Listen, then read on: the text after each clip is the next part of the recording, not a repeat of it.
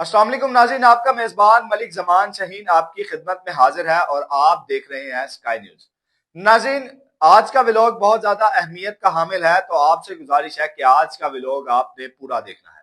ना सिर्फ आपने पूरा देखना है बल्कि इसको अपने जानने वालों के साथ, अपने दोस्तों के साथ, अपने रिश्तेदारों के साथ शेयर भी लाजमी करना है।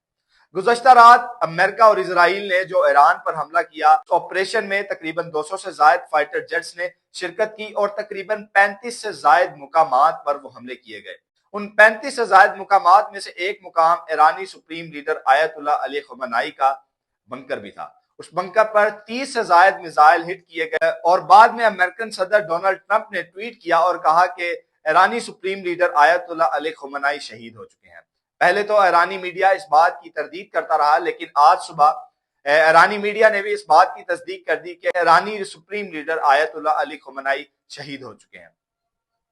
ये बहुत बड़ा इस वक्त धचका है ईरान के लिए, वो भी हालत जंग के दौरान। जब आपका जो रहनुमा है, जो आपका रहबर है, वो शहीद हो जाए तो उस फौज के लिए बहुत बड़ा धचका होता है। लेकिन ईरानी फौज उसके बाद भी पीछे नहीं हटी, ईरानी अवाम उसके बाद भी पीछे नहीं हटी। ईरान ने उसके बाद रात गए तक अमेरिकन बेसिस और इसराइल पर दर्जनों मिसाइल दागे, सैकड़ों मिसाइल दागे। उसकी तफसीलात भी अभी मैं आपके साथ शेयर करता हूं कि उनके नतीजे में अभी तक क्या क्या नुकसान हुए हैं। सबसे पहले मैं आपको बताता चलूं कि वक्त 14 ऐसे ममालिक हैं जो हमले की जद में है या जंग की जद में है।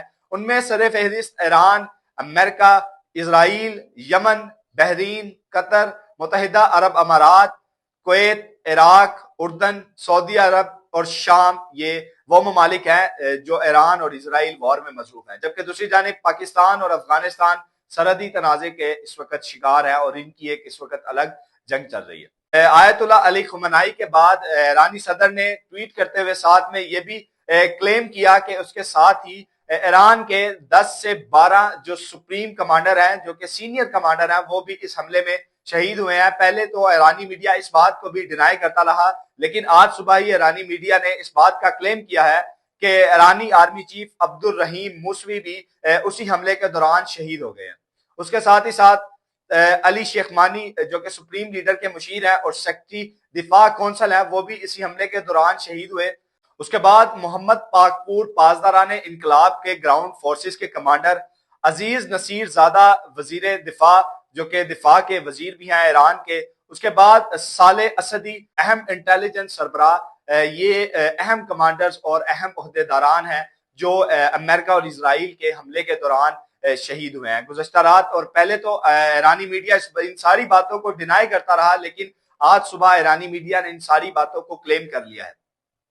जबकि दूसरी जानिब इसराइल और अमेरिका के हमलों के दौरान अब तक ईरान में 200 से जायद अफराद जो हैं वो शहीद हो चुके हैं और सैकड़ों इस वक्त भी जख्मी हैं। जिनमें शहीद होने वालों में अक्सरियत जो है वो बच्चों की है।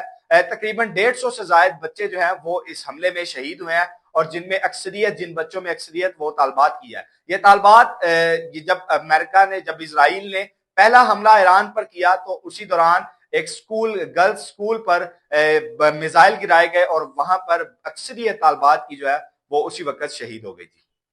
उसके बाद इस सारे मामले के बाद ईरान ने भी खामोशी इख्तियार नहीं की, बल्कि ईरान ने भी मुकम्मल रिटेलिएट किया। ईरान ने खित्ते भर में मौजूद बेसिस को निशाना बनाना शुरू कर दिया।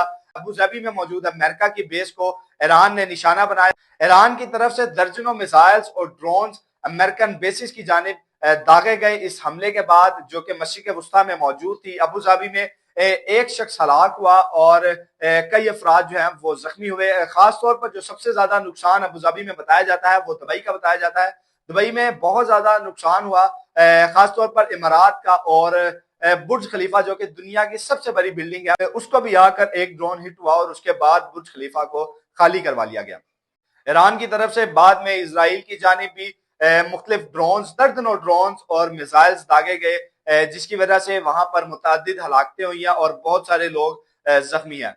दोहा में अभी तकरीबन 8 लोग जख्मी हैं और बहुत सारी इमारात को नुकसान पहुंचा है। कुवैत, बहरीन और दीगर खलीजी ममालिक में भी वहां पर जो ईरान ने मुख्तलिफ ड्रोन्स और मिसाइल डाले اس کی وجہ سے بہت سارے لوگ زخمی ہوئے ہیں اور امارات کو خاص طور پر بہت زیادہ نقصان پہنچا ہے۔ امریکن بیسز کو بھی بہت سارے ایرانی ڈرون اور میزائل ہٹ کرنے میں کامیاب ہوئے ہیں اور جس کی وجہ سے امریکن بیسز کو بھی خاطر خواہ نقصان پہنچا ہے۔ اس وقت ایرانی میڈیا یہ کلیم کر رہا ہے کہ ایران کے حملوں کی وجہ سے اس وقت اب تک سینکڑوں جو فوجی ہیں، امریکن فوجی ہیں، وہ اب تک ہلاک ہو چکے ہیں، جبکہ امریکہ نے ابھی تک اس بات کی نہ کوئی تصدیق کی ہے اور نہ ہی کوئی تردید کیا ہے، جبکہ یہ دیکھا جا رہا ہے کہ یہ جنگ آہستہ آہستہ عالمی ہوتی جا رہی ہے، یہ جنگ آہستہ آہستہ ورلڈ وار کی شکل اختیار کرتی جا رہی ہے، یہ جنگ آہستہ آہستہ وسیع ہوتی جا رہی ہے۔ ایرانی سپریم لیڈر کے انتقال کے فوراً بعد یہ خبریں گردش کرنا شروع ہو گئی کہ اب ایران اپنے گھٹنوں پر آ جائے گا، اب ایران یہ جنگ ہار جائے گا، اب ایران امریکہ کے آگے سرنڈر کر دے گا، لیکن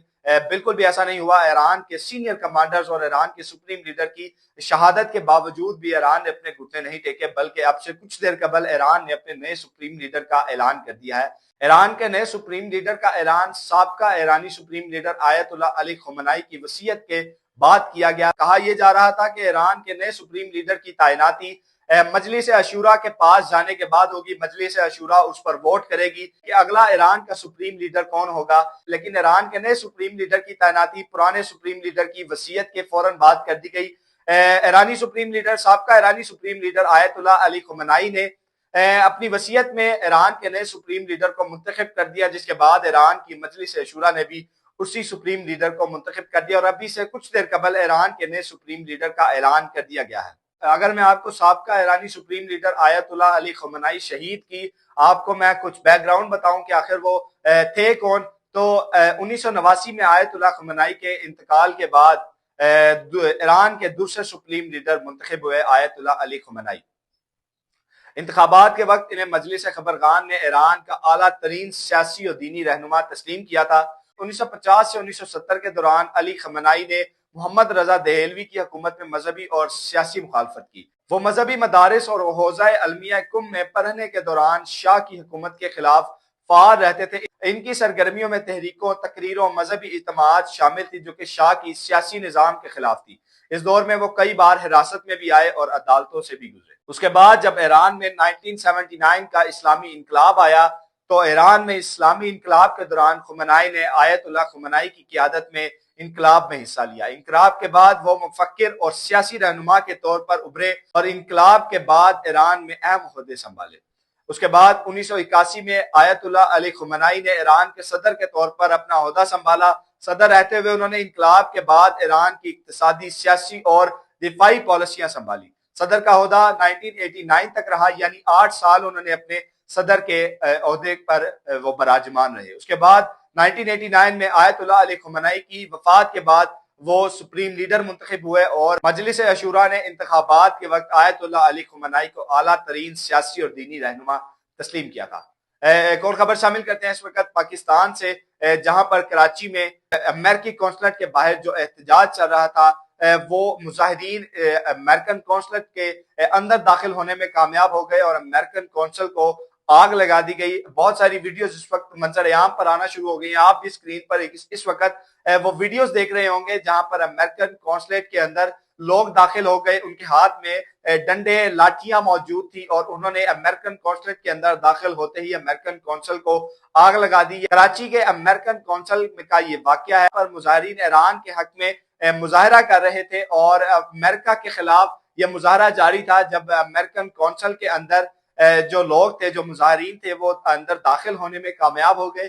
ابھی تک ابتدائی تفصیلات کے مطابق کوئی جانی نقصان تو وہاں پر نہیں ہوا ہے، لیکن ابھی تک امریکن قونصل کو آگ لگا دی گئی ہے۔ ریسکیو 1112 اور قانون نافذ کرنے والے اداروں نے فوراً امریکن قونصل کا رخ کر دیا ہے، لیکن ابھی تک مزید مصدق جو اطلاعات ہیں وہ ابھی تک یہی وہاں سے موصول ہوئی ہیں۔ جبکہ دوسری جانب ایران نے سپریم لیڈر آیت اللہ علی خمینائی کی شہادت کے بعد امام رضا کے مزار پر لال لائٹیں جلا کر بدلے کا جو اشارہ ہے وہ دے دیا ہے اور امام رضا کے مزار پر کالے جھنڈے لہرا دیے گئے ہیں جو کہ بدلے کی علامت کو ظاہر کرتے ہیں، اور ایران نے اس وقت یہ کہا ہے کہ ہم اس کا منہ توڑ جواب دیں گے اور ایسا جواب دیں گے کہ امریکہ اور اسرائیل یاد رکھیں گے کہ انہوں نے ایران کی جانب میلی آنکھ سے دیکھا ہے. پہلے یہ کہا جا رہا تھا کہ ایران کی جو ریڈ لائن ہے وہ ان کے سپریم لیڈر آیت اللہ علی خمینائی ہے, اور اب وہ ریڈ لائن کراس ہو چکی ہے. اب آیت اللہ علی خمینائی کو شہید کر دیا گیا ہے, جبکہ امریکہ اور اسرائیل ابھی بھی اپنے حملوں سے باز نہیں آ رہے ہیں. تو اب دیکھنا یہ باقی ہے کہ کیا ایران سپر پاور امریکہ کو ٹکر دے پائے گا, کیا ایران اپنا بدلہ لے پائے گا. انہی کچھ سوالات کے ساتھ اپنے ہوسٹ ملک زمان شاہین کو دیجیے گا اجازت. انشاءاللہ اگلے ولاگ میں ملاقات ہوگی, تب تک کے لیے اللہ کے امان.